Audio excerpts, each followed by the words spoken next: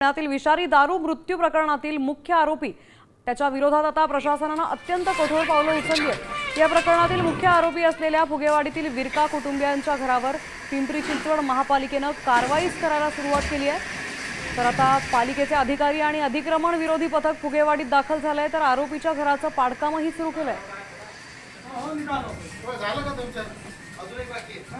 आपले प्रतिनिधी गोपाळ मोटघरे आपल्याला थेट त्या घटनास्थळावरून आढावा घेऊन दाखवणार आहेत। गोपाळ, काय परिस्थिती आहे सध्या तिथली?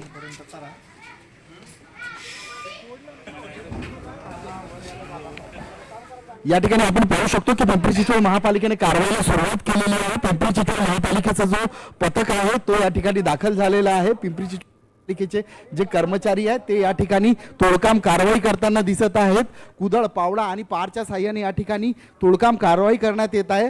एकूणच हा जो विरका कुटुंबियांचा घर आहे हा अतिशय छोट्या गल्लीमध्ये असल्याने या ठिकाणी कारवाई करण्याचं मोठं आव्हान पिंपरी चिंचवड महापालिकेसमोर आहे आणि या ठिकाणी त्यामुळे जे प्रत्यक्ष जे कामगार आहेत त्यांच्या हातून या ठिकाणी तोडकाम कारवाई करण्यात येत आहे आणि या कारवाईमध्ये विरका कुटुंबियांचा जो घर आहे हा पूर्णपणे जमीनदोस्त करण्यात येणार आहे।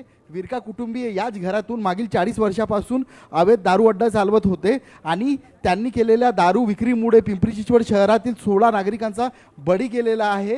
ह्या विरका कुटुंबियांची घराची नोंद आहे ती पिंपरी चिंचवड महापालिकेकडे नसल्याने पिंपरी चिंचवड महापालिकेचा जो झोपडपट्टी व पुनर्वसन विभाग आहे तो आज या विरका कुटुंबियांच्या घरावर कारवाई करताना दिसत आहे।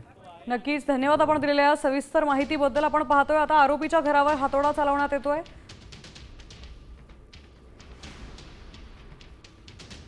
तर या संदर्भात इथल्या अधिकाऱ्यांनी काय माहिती दिली आपण त्यावर एक नजर टाकूया। लेबरच्या माध्यमातून, कामगारांच्या माध्यमातून ते कारवाई करावं लागतं, त्यामुळे थोडासा विलंब होतो आहे। म्हणजे या ठिकाणी मशिनरीज यायला आपल्याला माहिती आहे सगळ्यांना अडचण आहे, तरीही आपण ही कारवाई या ठिकाणी करणार आहोत। या ठिकाणी एकूण 10 अधिकारी 50 अंमलदार यांचा बंदोबस्त लावण्यात आलेला आहे।